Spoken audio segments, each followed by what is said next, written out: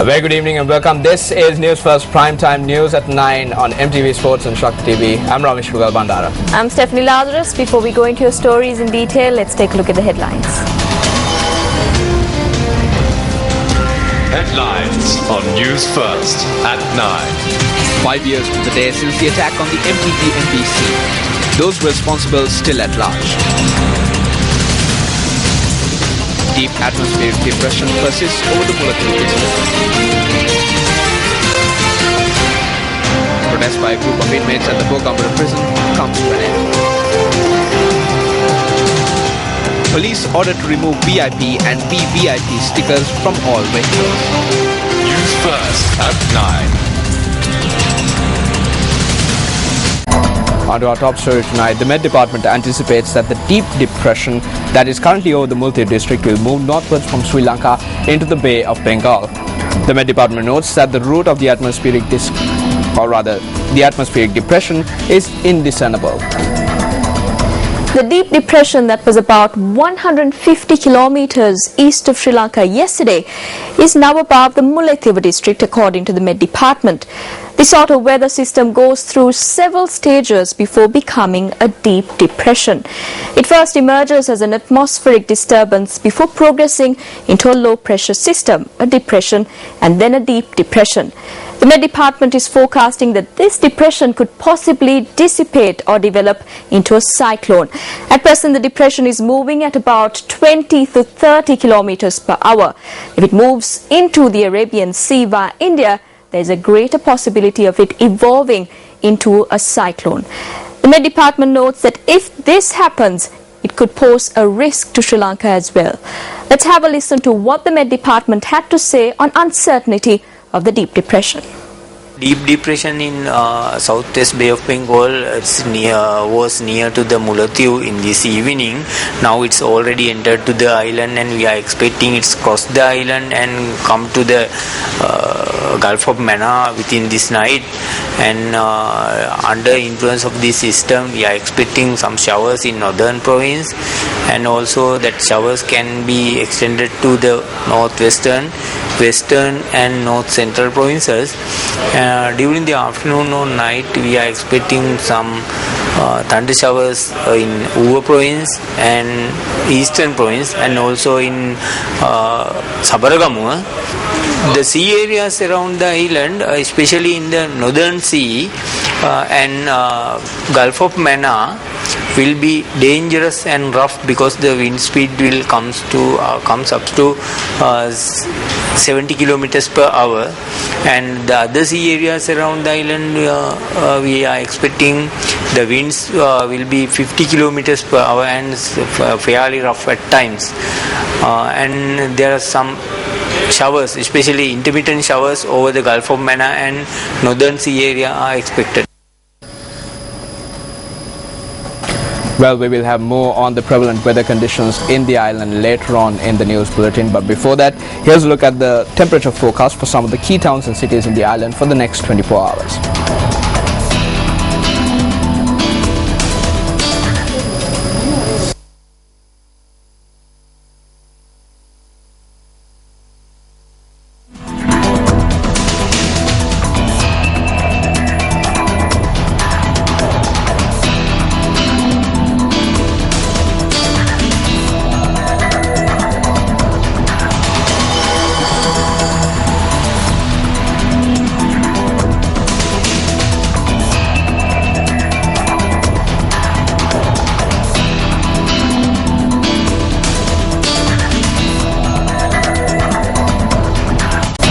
President Mahinda Rajapaksa arrived in Palestine today for a two-day official visit.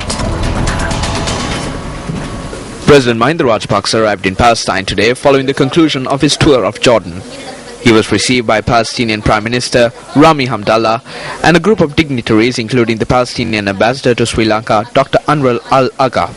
President Rajapaksa visited the mausoleum of former Palestinian President Yasser Arafat and laid a floral tribute to the late leader. The president is due to meet with his Palestinian counterpart Mahmoud Abbas today and is also scheduled to receive the Star of Palestine Award, which is the highest award conferred by the state of Palestine. A hunger strike that was commenced by a group of inmates of the Bogambara prison atop a roof of the prison building came to an end today. The protest was called off following discussions with MP Nama Rajapaksa. 27 inmates, including those on death row and those serving life sentences, commenced this hunger strike on Friday after climbing onto the roof of a building in the Bogambara prison complex. They asked that their death sentences and life sentences be commuted. MP Nama Rajapaksa arrived at the Bogambara prison this morning to hold talks with the protesting inmates.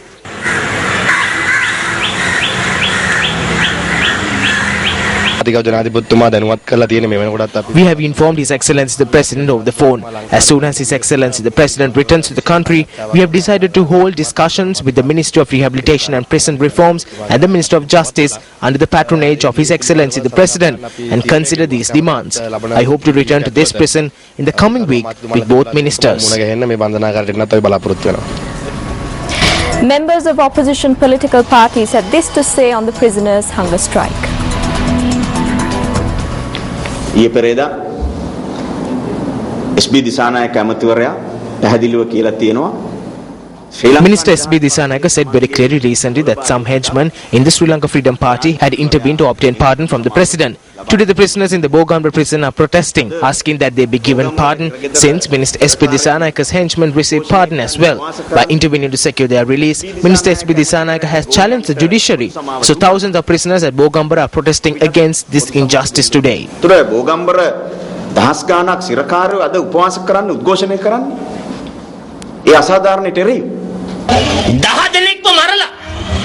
5 inmates who have been sentenced to death for killing 10 people and injuring 16 had their sentences commuted to 20 years because they were minister's henchmen. Look at this, my friends. There is a separate law for the henchmen of ministers, and there is another law for the other inmates and other people. This is what you call the law of the jungle reigning supreme. The law has gone to the dogs. When an election draws close, the junkies and thieves who are the henchmen of ministers and MPs are brought out of prison. Why? So they can use those junkies and thugs to win elections. For over 18 years, Newsfirst has been dedicated to bringing you the latest news and when it happens at any time of the day from any part of the world. Acting as your voice, we strive to bring to the attention of the competent authorities the plight of people who suffer owing to various injustices and obstacles. Today marks 5 years to the day since the MTV MBC studio complex in Depanama was torched in a failed attempt to silence this voice.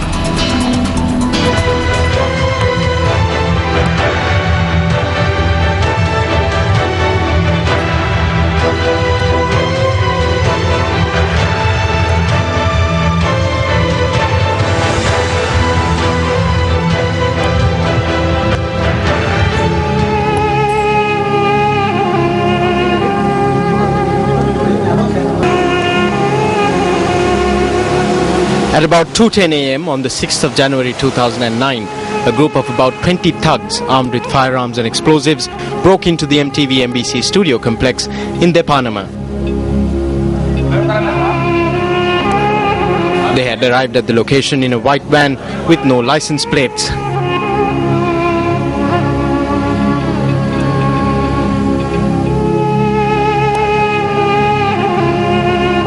This armed gang entered the security building and after taking the guards hostage, proceeded to enter the studio complex and destroy the equipment there.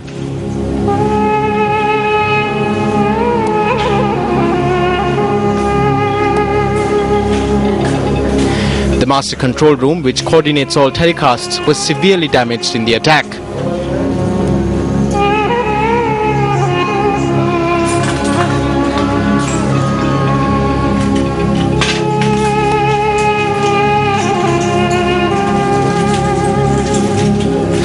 The master control room, which boasted an automated computer system, was one of the most modern of its kind in South Asia.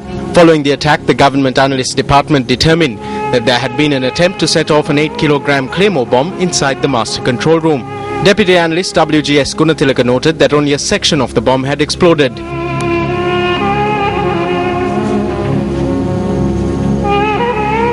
In spite of the gravity of the attack and the persisting dangers, our staff continued their service, keeping you informed and up to date, upholding your right to information.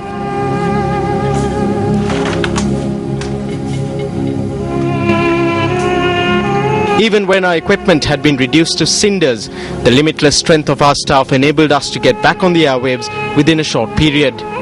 Even though mindless thugs may have destroyed our equipment, fortunately none of our staff were harmed, enabling us to reach the people with minimal delay. This served as a message to those who would seek to threaten or attack us that we would not falter and would remain infallible in the face of these acts of thuggery and terror. We have not forgotten the strength that you, the people, gave us during this trying time. 5 years to the day after the attack on the studio complex in Deparnama, justice remains elusive. Investigations are ongoing. For 18 years we have served as your voice, the voice of the people, and there is no doubt that we will continue to render this service.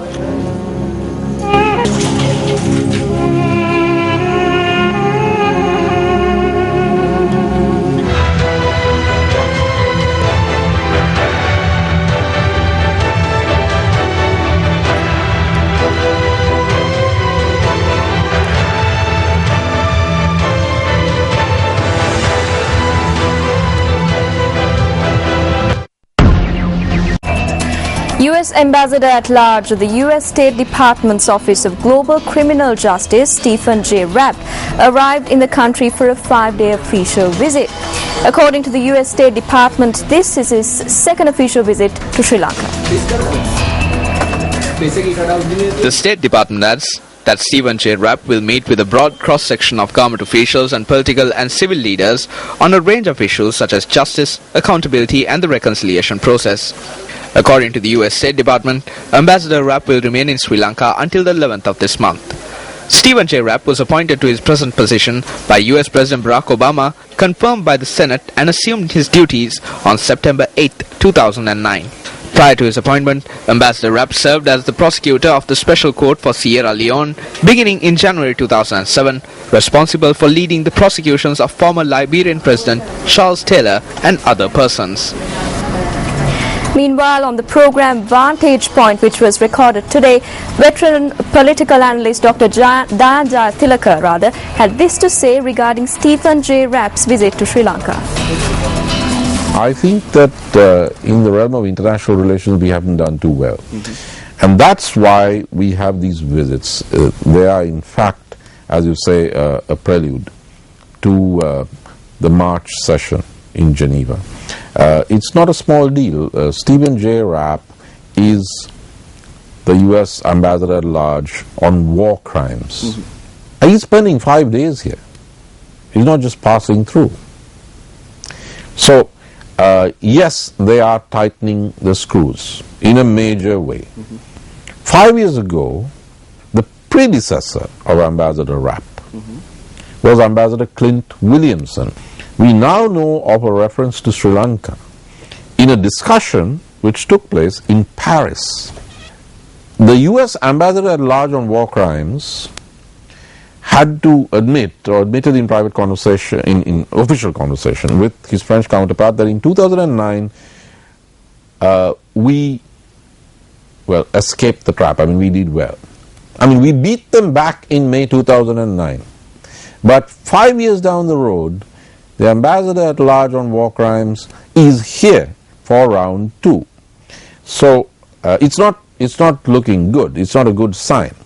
It will be followed up by Nisha Biswal's visit. That could seem routine, but it's too much of a coincidence. Yes. It's on the heels of the Stephen Rapp visit, and it's just a couple of weeks from Geneva, March 2014. So that sets the scene for the whole year. You can catch the full interview on Vantage Point this Thursday following the primetime news bulletin at 9 on MTV Sports. Time now for a short commercial break.